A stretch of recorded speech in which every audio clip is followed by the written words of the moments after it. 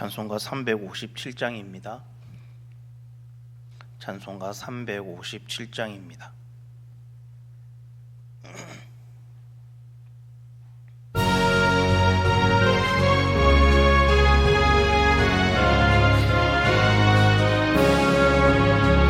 주 믿는 사람이 일어나 다 힘을 합하여 이 세상 모든 마귀를 다쳐서 멸하세.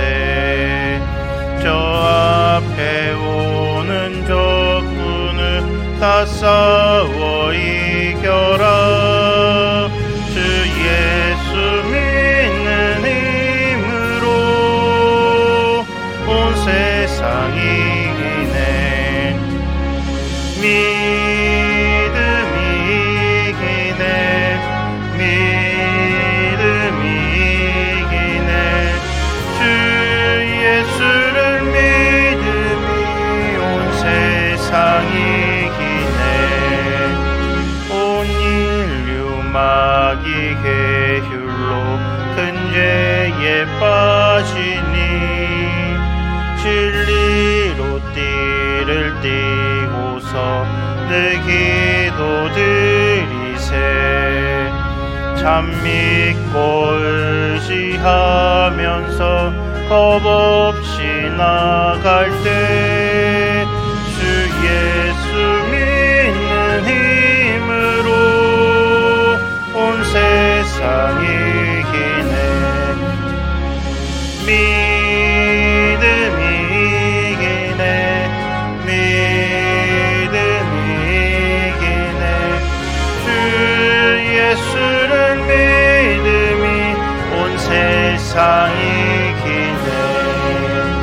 끝까지 이긴 자에게 흰 옷을 입히고 또 영생 복을 주시니 참 기쁜 일이세. 이 어두운 세상 지나서 저 천성 가도록 주 예수 믿는 힘으로 온 세상이 이기네. 믿음이 이기네. 믿음이 이기네.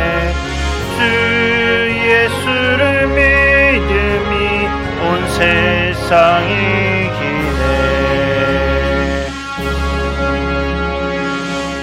사도신경으로 신앙 고백드리겠습니다. 나는 전능하신 아버지 하나님 천지의 창조주를 믿습니다. 나는 그의 유일하신 아들 우리 주 예수 그리스도를 믿습니다.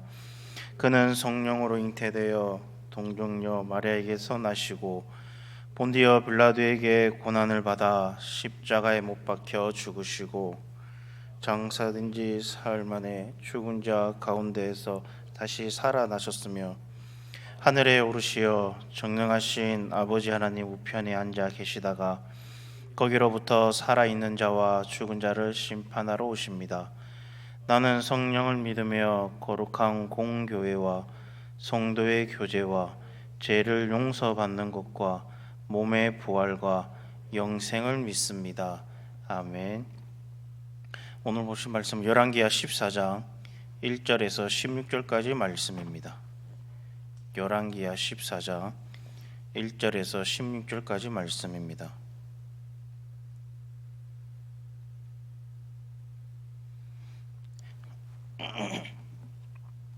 열왕기하 14장 1절에 16절까지 말씀 우리 한 절씩 교독하도록 하겠습니다. 이스라엘의 왕 요아스의 아들 요아스 제2년에 유다의 왕 요아스의 아들 아마샤가 왕이 되니 그가 왕이 된 때에 나이 25세라 예루살렘에서 29년간 다스리니라. 그의 어머니의 이름은 여호아단이요 예루살렘 사람이더라. 아마샤가 여호와 보시기에 정직히 행하였으나 그의 조상 다윗과는 같지 아니하였으며 그의 아버지 요아스가 행한 대로 다 행하였어도 오직 산당들을 제거하지 아니하였으므로 백성이 여전히 산당에서 제사를 드리며 분향하였더라.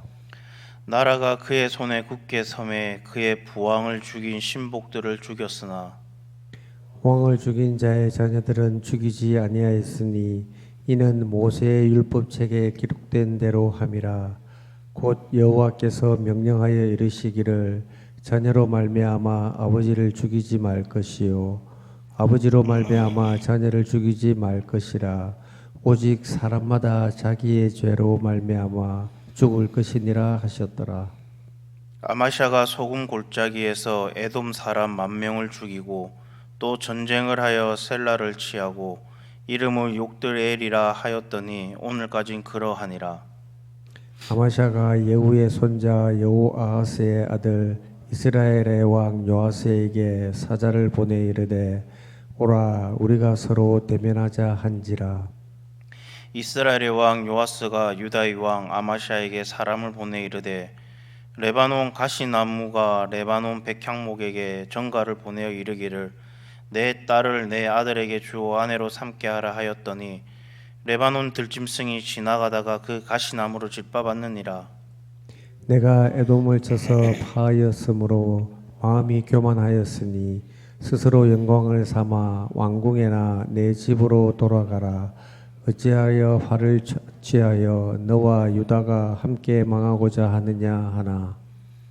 아마샤가 듣지 아니하므로 이스라엘의 왕 요아스가 올라와서 그와 유다의 왕 아마샤가 유다의 베세메스에서 대면하였더니 유다가 이스라엘 앞에서 패하여 각기 장막으로 도망한지라. 이스라엘 왕 요아스가 베세메스에서 아하시야의 손자 요아스의 아들 유다 왕 아마샤를 사로잡고 예루살렘에 이르러 예루살렘 성벽을 에브라임 문에서부터 성 목퉁이 문까지 400규빗을 헐고 또 여호와의 성전과 왕군 곳간에 있는 금, 은과 모든 기병을 탈취하고 또 사람을 볼모로 잡고서 사마리아로 돌아갔더라. 요아스의 남은 사적과 그의 업적과 또 유다의 왕 아마샤와 싸운 일은 이스라엘 왕 역대시락에 기록되지 아니하였느냐. 요아스가 그의 조상들과 함께 잠에 이스라엘 왕들과 사마리아에 함께 장사되고 그의 아들 여로보암이 대신하여 왕이 되니라. 아멘. 지금까지 우리는 열왕기하 1장에서 13장까지인 열왕기하 일부를 우리는 보았습니다. 1부는 엘리사의 그 사역을 중심으로 남북 왕조 중기의 역사를 말해줬습니다. 이제 오늘부터 보게 될 14장에서 17장은 열왕기하 2부로서 남북 왕조의 후반기 역사를 설명하고 있습니다.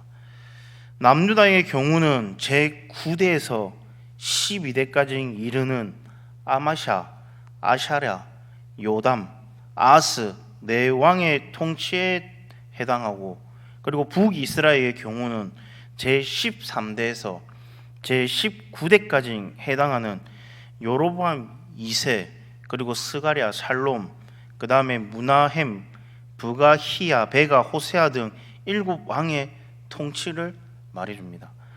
같은 기간인데 남왕국에 비해 북왕국의 왕들이 더 많았다는 것은 그만큼 나라가 혼란스러웠다라는 그런 것이고, 실제로 북왕국은 19대 호세아를 끝으로 아수르에 의해 멸망하게 됩니다. 열왕기하 제2부는 이처럼 북왕국 그리고 아수르의 그 역사까지 말해줍니다. 오늘 본문은 이제 남유다로 다시 시선을 옮겨서 요아스의 그 뒤를 이은 아마샤의 그 통치를 말씀합니다. 먼저 1절에서 2절 말씀에 보면 아마샤는 북이스라엘의 그 요아스 2년에 남유다의 요아스에 이어 왕이 됩니다. 그때 아마샤의 그 나이는 25이었고 29년간 나라를 다스리게 됩니다. 그런데 3절에서 4절 말씀에 보면 이렇게 또 말을 합니다. 아마샤가 여호와 보시기에 정직히 행하였으나 그의 조상 다윗과는 같지 아니하였으며 그의 아버지 요아스가 행한 대로 다 행하였어도 오직 상당들은 제거하지 아니하였으므로 백성이 여전히 상당에서 제사를 드리며 분향하였더라 라고 말씀하고 있습니다. 아마샤는 하나님 보시기에 정직히 행한 선한 왕이었다라고 할 수 있지만 다윗과 같지는 않았다라고 말을 합니다. 다시 말하면 다윗처럼 순전하게 하나님을 섬기지 않았다라는 것입니다. 그래서 남유다의 백성들이 산당에서 여전히 분향하며 제사하는 것을 그냥 방치했습니다. 여기서 말하는 이 상당은 바알이나 가나안의 그 우상들을 위한 제단을 말하는 것이 아니라 산당 제사는 예루살렘에 성전이 있음에도 불구하고 백성들이 상당에서 예수님께 제사를 드리는 것을 말합니다. 이는 율법을 따라 드리는 제사가 아니었다라는 것입니다. 그래서 늘 가나안 종교와 그리고 혼합의 그 위험성이 내포되어 있었고, 실제로 하나님 믿는 그 신앙을 혼합 종교로서 전락시키는 일이 바로 상당 제사를 통해서 이루어지게 됩니다. 남유다의 그 역사를 보면 선한 왕으로 인정되는 그 아마샤, 그리고 아샤랴, 아사, 요사밧 등이 산당을 제거하지 못했습니다. 그리고 히스기야 그 때야 비로소 산당을 제거하게 되고, 그리고 요시야 때가 되어서 주왕 성소인 예루살렘 성전 중심의 그 제사가 완전하게 정착이 됩니다. 이거는 이제 차후에 열왕기야 18장 23장 이쪽에 가면 상세하게 이렇게 설명해 드리도록 하겠습니다. 아마샤는 선한 왕으로 평가되지만 산당을 제거하지 못하여 다윗처럼 그렇게 순전하게 하나님을 따르지 못한 것이었습니다. 아마샤 왕의 그 통치에서 가장 인상 깊은 사건은 그가 자기 아버지를 시해한 그 신하들을 처단할 때 그들의 자녀들은 죽이지 않은 일입니다. 고대에는 보통 이런 대역죄를 지으면 가족은 모두 몰살하고 삼족을 멸하는 잔인한 복수가 이루어집니다. 그런데 아마샤는 반란을 일으킨 그 당사자들만 처형합니다. 그 이유가 무엇일까요? 그 이유는 바로 6절에 말씀하고 있습니다. 6절 말씀에 보면 왕을 죽인 자의 자녀들은 죽이지 아니하였으니 이는 모세의 율법책에 기록된 대로 함이라. 곧 여호와께서 명령하여 이르시기를 자녀로 말미암아 아버지를 죽이지 말 것이요 아버지로 말미암아 자녀를 죽이지 말 것이라. 오직 사람마다 자기의 그 죄로 말미암아 죽을 것이니라 하셨더라 라고 말합니다. 이는 신명기 24장 16절에 나오는 그 율법을 따라 행한 것입니다. 이처럼 아마샤는 하나님을 경외하는 그 마음으로 율법을 잘 지켰습니다. 그래서 하나님은 그에게 은혜를 베풀어 주시어 전쟁에서 승리하게 하셨습니다. 그래서 7절 말씀에 보면 아마샤가 소금 골짜기에서 에돔을 사람 10,000명을 죽이고 또 전쟁을 하여 셀라를 취하고 이름을 욕되리라 하였더니 오늘까지는 그러하니라 라고 말합니다. 아마샤는 서해 남쪽의 그 소금 골짜기에서 에돔과의 그 전쟁에서 승리하여 10,000명의 적군을 죽이게 됩니다. 그리고 에돔의 주요 도시인 셀라를 점령하여 남유다 땅에 편입시킵니다. 셀라는 오늘날 요르단에 있는 세계적인 유산인 페르라로 추정되는 곳으로 에돔의 핵심 지역입니다. 이처럼 1절에서 7절까지는 아마샤의 그 선정을 말씀한 후에 그 뒤에 8절에서 14절은 북이스라엘의 요아스와의 그 전쟁을 말씀합니다. 아마샤는 사자를 보내 요아스에게 선전 포고를 합니다. 8절 말씀에 보면 아마샤가 예후의 손자 요아스의 아들 이스라엘의 왕 요아스에게 사자를 보내 이르되 오라 우리가 서로 대면하자 한지라 라고 말을 합니다. 아마샤는 요아스에게 대면하자라고 말을 합니다. 여기서 대면하자라고 하는 이 말은 우리 같이 만나서 외교적으로 한번 얘기를 해보자 라고 할 수도 있지만, 여기서 말하는 이 대면하자라고 이 말은 한마디로 전쟁을 하자라고 선전포고를 하는 말입니다. 그러면 아마샤는 왜 갑자기 왜 북이스라엘과 전쟁을 벌이려고 이렇게 할까요? 왜 이렇게 대면하자라고 전쟁하자라고 선전포고를 할까요? 그 해답은 본문에서 북이스라엘의 그 요아스를 예후의 손자임을 강조하는 데 있습니다. 보통 사람을 소개할 때는 특별히 중요 인물이 아닌 경우에는 아버지만 소개를 합니다. 그래서 요아스의 아들 요아스라고만 소개하는 것이 일반적인데, 할아버지인 예후까지 소개하는 데는 분명한 이유가 있습니다. 본래 남유다는 북이스라엘의 그 아합 가문과 사돈 지간을 맺고 한때는 사이가 아주 좋았었습니다. 그런데 예후가 등장해서 아합 가문을 심판합니다. 이때 북이스라엘의 그 요람을 죽였을 뿐만 아니라 요람을 병문안온 그 아하샤의 할아버지인 남유다의 아시야를 예후가 죽입니다. 아마샤는 에돔과의 그 전선을 안정시키고 전쟁에서 승리한 후에 마음이 교만해집니다.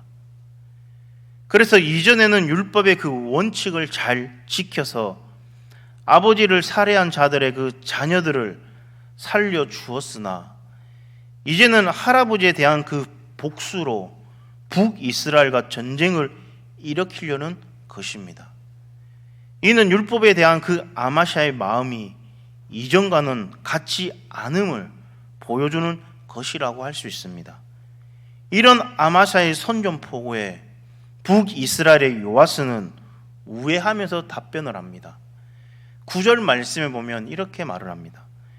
이스라엘의 왕 요아스가 유다의 왕 아마샤에게 사람을 보내 이르되 레바논 가시나무가 레바논 백향목에게 전가를 보내어 이르기를 내가 딸을 내 아들에게 주어 아내로 삼게 하라 하였더니 레바논 들짐승이 지나가다가 그 가시나무를 짓밟았느니라 라고 우화로 답변을 합니다. 여기서 레바논 가시나무는 아마샤를 상징합니다. 한마디로 쓸모없는 레바논 가시나무 같은 이 아마샤가 레바논의 백향목과 같은 그 자신에게 내 딸을 내 아들의 아내로 삼게 하라라는 그 편지를 보냈다라는 것입니다. 이는 분수를 모르고 까부는 터무니없는 짓이라고 비웃는 것입니다. 그래서 이렇게 분수를 모르는 그 레바논 가시나무와 같은 이 아마샤는 들짐승에나 짓밟히게 될 것이다 라고 요아스는 조롱하는 것입니다. 그러면서 10절에서 요아스는 아마샤를 향해 에돔과의 그 전쟁에서 승리했다라고 한없이 교만해졌다라는 그 사실을 지적합니다. 이에 11절에서 12절 말씀에 보면 북이스라엘의 그 요아스는 남유다를 선제 공격하여 대승을 거둡니다. 그리고 13절 14절 말씀에 보는 것처럼 요아스는 아마샤를 포로로 잡아 북이스라엘로 끌고 갑니다. 그리고 뿐만 아니라 예루살렘의 그 성전과 왕궁을 약탈을 당하고 북쪽 성벽을 허물어 버립니다. 이는 언제든지 북이스라엘에 대항하면 다시 침략해 들어와 예루살렘을 무너뜨리겠다라는 그 의미를 가지고 있는 것입니다. 이처럼 하나님은 북이스라엘의 그 요아스를 통해서 남유다의 그 아마샤를 심판하신 것입니다. 그리고 오늘 본문 뒤에 그 17절에서 보는 것처럼 포로로 끌려간 그 아마샤는 북이스라엘의 그 요아스가 죽은 뒤 예루살렘에 다시 돌아와 15년을 더 통치하게 됩니다. 하지만 자기 아버지처럼 신하들의 그 모반으로 비참하게 죽게 되는 것입니다. 처음에는 하나님을 잘 경외했던 이 아마샤의 그 안타까운 비극이라고 하지 않을 수 없습니다. 교만은 패망의 선몽이라는 사실을 우리는 아마샤를 통해서 잘 보게 됩니다. 교만은 우리를 넘어뜨리는 가장 교묘한 죄입니다. 그러면 오늘 아마샤의 모습을 본으로 삼아야 될 줄로 믿습니다. 하나님이 은혜 주실 때, 그리고 하나님께서 우리에게 복을 주실 때 우리는 더욱 겸손해야 될 줄로 믿습니다. 그 은혜와 복으로 말미암아 하나님이 주시는 그 승리로 말미암아 마음이 교만해지지 않도록 늘 주의해야 합니다. 그러므로 우리는 늘 겸손으로 하나님이 주시는 그 은혜와 하나님이 주시는 그 복을 온전히 누리며 그 은혜와 복을 잃어버리지 않는 하나님의 복된 자녀로 살아가는 저와 여러분 되기를 간절히 소망합니다. 오늘 하루도 정말 하나님이 주시는 그 은혜와 하나님이 주시는 그 복에 감사하며 온전히 주님께 감사하며 오늘 하루도 주님이 인도해 주시는 그 선한 길 따라 하나님 말씀에 순종하며 살아가는 그런 우리 성도님 되시기를 간절히 소망합니다. 기도하겠습니다. 하나님 아버지, 우리에게 주신 귀중한 신앙의 유산을 하니 감사드립니다. 아마샤 왕의 이야기를 통해 우리의 삶을 돌아보게 하시니 더욱더 감사합니다. 우리가 겸손히 주님 앞에 나아가 전적으로 순종하는 그런 삶을 살아가게 한 인도하여 주시옵소서. 매 순간 주님의 뜻을 따르는 선택을 하며 다음 세대에게 아름다운 신앙의 본을 보이는 우리들이 될 수 있게 한 인도하여 주시옵소서. 하나님 아버지, 오늘도 세상에 나가 생활할 때 하나님께서 함께하여 주시옵시고 하나님께서 하나님과 동행하는 그런 삶을 살아갈 수 있게 한 인도하여 주시옵소서. 항상 하나님 말씀에 순종하며 오직 주님만 바라보고 주님 손 붙잡고 나아갈 수 있게 한 인도하여 주시옵소서. 하나님 아버지, 경제적으로나 육체적으로나 힘든 가운데 있는 우리 성도님들이 있습니다. 주님 찾아가 주시고 경제적으로 힘든 성도들이 있으면 하나님 경제적으로 하나님 물질적으로 열릴 수 있는 길을 하나님 인도하여 주시옵시고 육체적으로 힘든 성도들이 있으면 하나님께서 찾아가 주시고 하나님 만져주시고 하나님 치유하여 주시옵소서. 정말 주님만 바라보고 눈물로 기도하는 우리 성도님들의 그 기도 제목들을 하나님 듣고 응답하여 주시옵소서. 오늘 하루도 모든 것을 주님께 맡기오며 이 모든 말씀 예수님 이름으로 기도드립니다. 아멘. 하늘에 계신 우리 아버지여, 이름이 거룩히 여김을 받으시오며 나라가 임하시오며 뜻이 하늘에서 이루어진 것 같이 땅에서도 이루어지이다.